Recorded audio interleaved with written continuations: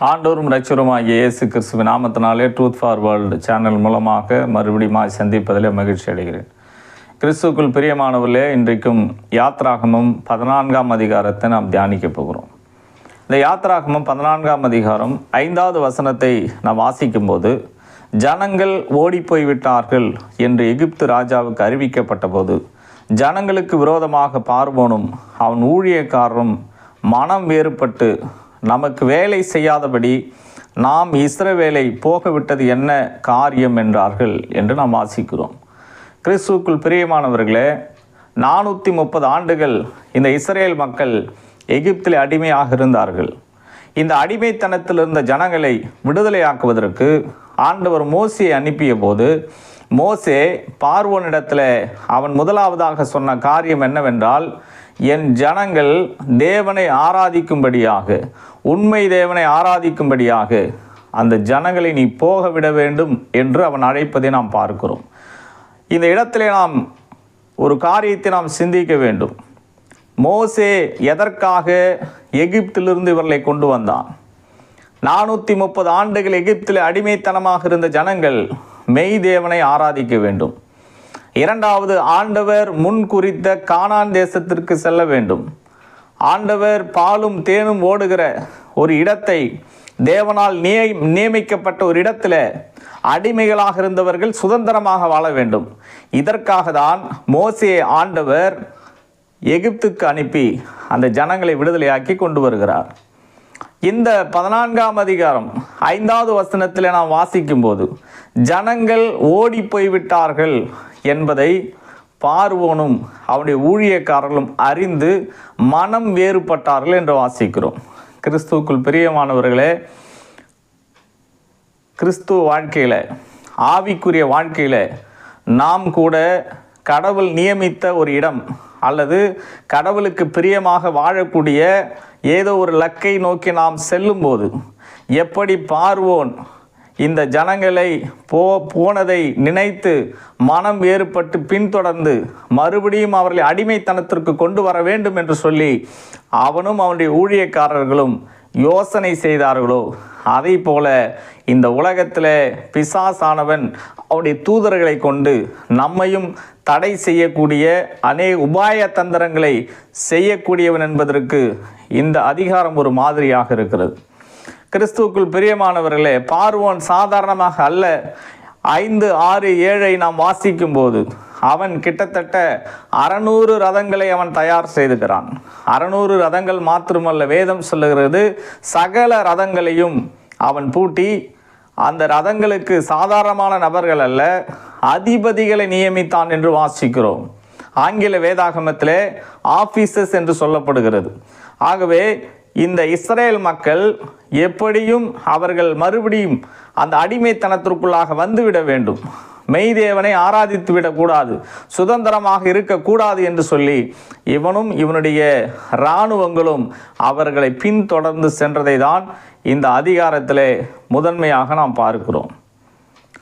எப்படி இந்த பார்வோன் பின்தொடர்ந்தானோ, அதை போல ஆண்டவராக இயேசு கிறிஸ்துவை சொந்த இரட்சகராக ஏற்றுக்கொண்டு ஆவிக்குரிய வாழ்க்கையில மேன்மை அடைய வேண்டும், கிறிஸ்துவுக்காக எழும்பி பிரகாசிக்க வேண்டும், இந்த உலகத்திலே கிறிஸ்துவுக்கு சாட்சியாக வாழ வேண்டும், திருச்சபைக்கு பிரயோஜனமாக வாழ வேண்டும், தேவனுடைய ராஜ்யத்தை இந்த பூமியிலே கட்ட வேண்டும் என்று யாரெல்லாம் புறப்படுகிறார்களோ அவர்களை பின்தொடரக்கூடிய பார்வோனும் அவனுடைய சேனைகளைப் போல பிசாசின் தூதர்களை கொண்டு இன்றைக்கு அநேக இடங்களிலே நமக்கு தடைகள் உண்டாவதை நாம் உலகம் முழுவதும் பார்க்கிறோம்.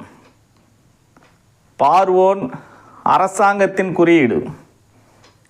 இந்த உலகம் முழுவதுமாக கிறிஸ்துவுக்கு விரோதமாக, ஆண்டுடைய ராஜ்யத்திற்கு விரோதமாக பார்வோனை போல அநேகர் திருச்சபைக்கு விரோதமாக, இடையூறாக, ஆராதனைக்கு தடையாக காணப்படுவதை நாம் பார்க்கிறோம்.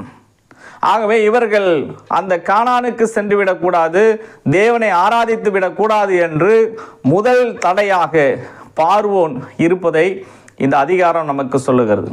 இரண்டாவது, ஒரு ஆவிக்குரிய வாழ்க்கையில் கடவுள் நியமித்த அந்த ஓட்டத்தில் தடையை ஏற்படுத்தக்கூடியது யார் என்று நாம் பார்க்கும்போது, இதே யாத்ராகமம் 14ஆம் அதிகாரம் 11-12 நாம் வாசிக்கும்போது, அன்றியும் அவர்கள் மோசேயை நோக்கி, எகிப்திலே பிரேதக்குழி இல்லை என்றா வனாந்தரத்தில் சாகும்படிக்கு எங்களை கொண்டு வந்தீர்.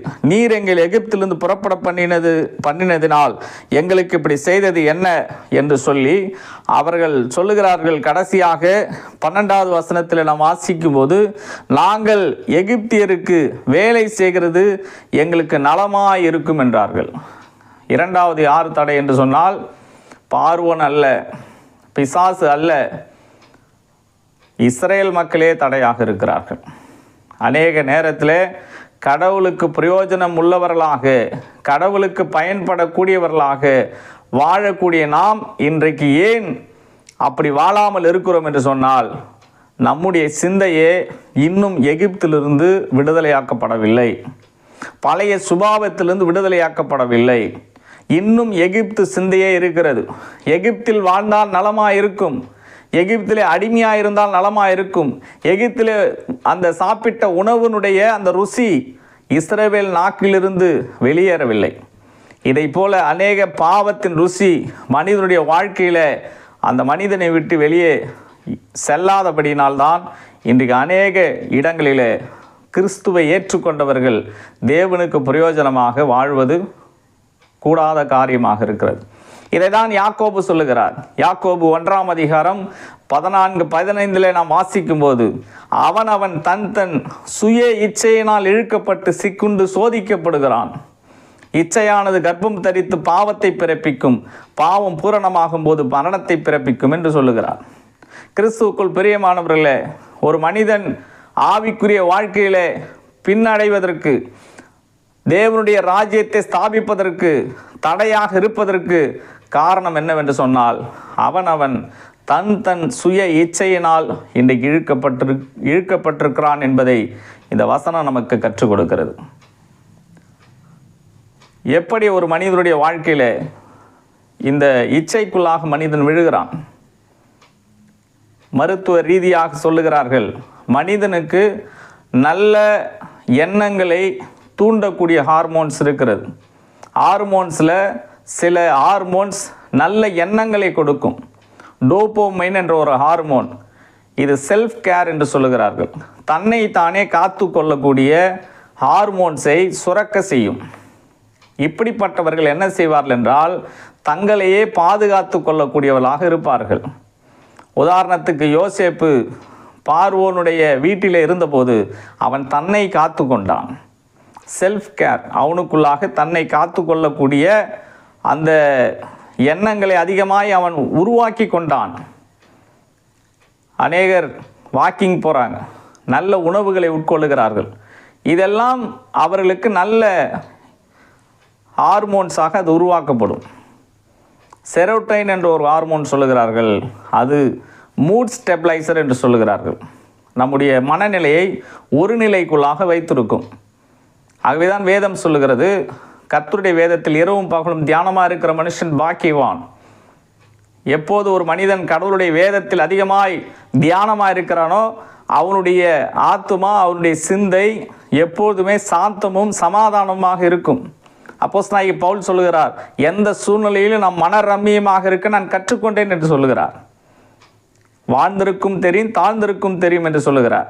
ஆகவே இந்த ஹார்மோன்ஸ் ஒரு மனிதன் வேதத்தை வாசிக்கும் போது, தேவ பிரசனத்தில் உட்கார்ந்திருக்கும் போது, இது மனிதனுக்குள்ளாக தூண்டப்படுகிறது அல்லது மனிதனை இயக்குகிறது. இன்னொரு எண்டோர்ஃபைன் என்ற ஒரு ஹார்மோன் சொல்லுகிறார்கள். இந்த ஹார்மோன் மனிதனுடைய வாழ்க்கையில் நோய் எதிர்ப்பு சக்திகளை அதிகரிக்கிறது. ஒரு மனிதன் உச்சபட்ச சந்தோஷத்தில் இருக்கும்போது இந்த ஹார்மோன் சுரக்கிறதாம். இந்த ஹார்மோன் சுரக்கும்போது மனிதனுடைய வாழ்க்கையில் இருக்கின்ற எப்பேற்பட்ட கொள்ளை வியாதியாக இருந்தாலும் அந்த வியாதியை எதிர்த்து போர் செய்யக்கூடிய ஹார்மோனாக இது உருவாகிறது. அதனால தான் பழமொழி சொல்லுகிறார்கள், வாய் விட்டு சிரித்தால் நோய் விட்டு போகும். ஏன் நோய் போகும்னா, சிரிக்கும்போது ஒரு ஹார்மோன் உருவாகிறது, எண்டோர்ஃபைன் என்ற ஹார்மோன் உருவாகிறது. அதனால் அந்த நோய் கடந்து போகும் என்று பழமொழியில் சொல்லுகிறார்கள். ஆனால் ஒரு தீமையான ஒரு ஹார்மோன் இருக்கிறது, அதான் ஆக்சிடோசின் என்ற ஒரு ஹார்மோன் சொல்லுகிறார்கள். இதுதான் இச்சையை தூண்டுகின்ற ஹார்மோன். இது ஏன் அதிகமாய் சுரக்கிறது என்று சொன்னால், மற்ற ஹார்மோன் சுரப்பதற்கு நாம் எந்த விதமான பயிற்சி எடுப்பது கிடையாது, வேதத்தை தியானிப்பது கிடையாது, நல்ல மகிழ்ச்சியாக சந்தோஷமாக இருந்து நமக்கு நாமே நம்மை அந்த பூஸ்ட் பண்ணி கொள்வது கிடையாது, செல்ஃப் கேர் செய்வதற்கு எந்த ஒரு பயிற்சி நாம் எடுப்பது கிடையாது. ஆனால் அதிக நேரம் தவறான காரியங்களை பார்ப்பதற்கும் கேட்பதற்கும் நாம் நம்முடைய நேரத்தை செலவு செய்யும்போது இந்த ஆக்சிடோசின் என்ற ஒரு ஹார்மோன் நம்மை இச்சைகளுக்குள்ளாக வழிநடத்தக்கூடியதாக இருக்கிறது. ஒரு நாளைக்கு 67 முறை பாலியல் அந்த எண்ணங்களை இது உருவாக்கி விடுகிறதாம். ஒரு மனிதன் தவறான ஆபாச படங்களை அல்லது தேவையில்லாத காரியங்களை செல்போனிலே அவன் பார்க்கும்போது அவன் கண்களின் வழியாக அந்த மனிதனுடைய சிந்தையை அது கெடுக்கக்கூடியதாக இருக்கிறது. ஆகவேதான் அவன் தன் சுய இச்சையினால் இழுக்கப்பட்டு அவன் சிக்குண்டு சோதிக்கப்படுகிறான் என்று சொல்லி வாசிக்கிறோம். கிறிஸ்துவுக்குள் பிரியமானவர்களே, இந்த இச்சை என்பது மனிதனுடைய வாழ்க்கையில் மனிதனை மிருகமாக மாற்றிவிடும். நீரோ மன்னனை குறித்து ஒரு கதை சொல்லப்படுகிறது. அவன் நல்ல மனிதனாக இருந்தானாம். அவனுக்கு தங்கத்தில் சிலை வைக்க வேண்டும் என்று சொன்னபோது அவன் மறுத்தான். மரண தண்டனைக்கு கையெழுத்திட வேண்டும் என்று சொல்லி சொன்னபோது, என்னுடைய கல்வி ஒரு மனிதனுடைய மரணத்திற்கு எப்படி அது உதவ முடியும் என்று சொல்லி மறுத்தான். ஆனால் அப்படிப்பட்டவன் பெபேயா என்ற ஒரு கள்ளக்காதலி நிமித்தமாக தன்னுடைய சொந்த தாயவே கொலை செய்வதற்கு அவன் உட்பட்டான். முதல் முறையாக தன்னுடைய தாய்க்கு விஷத்தை கொடுக்கிறான். அந்த தாய் மாற்று மருந்தை சாப்பிட்டு பிழைத்து கொள்ளுகிறாள். இரண்டாவது, அவர்களுடைய வீரர்களிடத்தில் சொல்லி கடலிலே கொண்டு போய் போடுங்கள் என்று சொல்லுகிறான். கடலிலே கொண்டு போய் போட்டார்கள். அவர்கள் நீந்தி பிழைத்து கொண்டார்கள். மூன்றாவது, நீரோ மன்னன் கட்டளையிடுகிறான், என்னுடைய தாயை எப்படியாவது கண்டந்துண்டமாக வெட்டி கொண்டு வாருங்கள் என்று சொல்லி. அவருடைய வீரர்கள் ஓடுகிறார்கள். அவருடைய தாய் ஒரு கட்டத்தில் நின்றுவிட்டு அந்த வீரர்களிடத்தில் சொல்லுகிறார்கள், என்னவென்றால், என்னை தாராளமாக கொல்லுங்கள், ஆனால் நீங்கள் செய்ய வேண்டிய ஒன்று என்னவென்றால், உங்கள் ஆயுதத்தை என்னுடைய வயிற்றிலே நீங்கள் வெட்டி என்னை சாகடிங்கள். ஏனென்றால் இந்த நீரோ மன்னனை போல ஒரு கொடூரமான மனிதனை, பெற்ற தாயை கொல்லக்கூடிய அளவிற்கு துணிகரம் கொண்டவனை சுமந்த இந்த கர்ப்பம் அல்லது இந்த வயிற்று பகுதி சபிக்கப்பட்டது என்று சொல்லி வயிற்றிலே வெற்றி கொள்ளுங்கள் என்று சொல்லி அவர்கள் சொன்ன பிறகு அவர்கள் வயிற்றிலே வெட்டி இந்த நீரோ மன்னனுடைய தாயை கொல்லுகிறார்கள். கிறிஸ்துவுக்குள் பிரியமானவர்களே, இந்த இச்சை தாயை கொல்லக்கூடிய அளவுக்கு கொடூரமானது. இன்றைக்கி அநேக இடங்களில் கணவன் மனைவியை கொள்வதும் மனைவி கணவனை கொள்வதும் இன்றைக்கு அன்பில்லாத ஒரு சூழலை உருவாக்குவது என்னவென்றால் இந்த இச்சை தான். ஆகவே இந்த நாளில் கூட கடவுளுடைய அந்த ராஜ்யத்திற்குரிய காரியத்தை சிந்திக்க விடாமல் தேவனுடைய ராஜ்யத்தை கட்டுவதற்கு இன்றைக்கு தடையாக, அல்லது நாம் பிரயாணப்படுகின்ற பரம கானானை நோக்கி செல்லக்கூடிய நமக்கு 2 விதமான தடை. ஒன்று, பார்வோனை போல யாரோ ஒருவர் நம்மை தடை செய்து கொண்டே இருப்பார்கள்.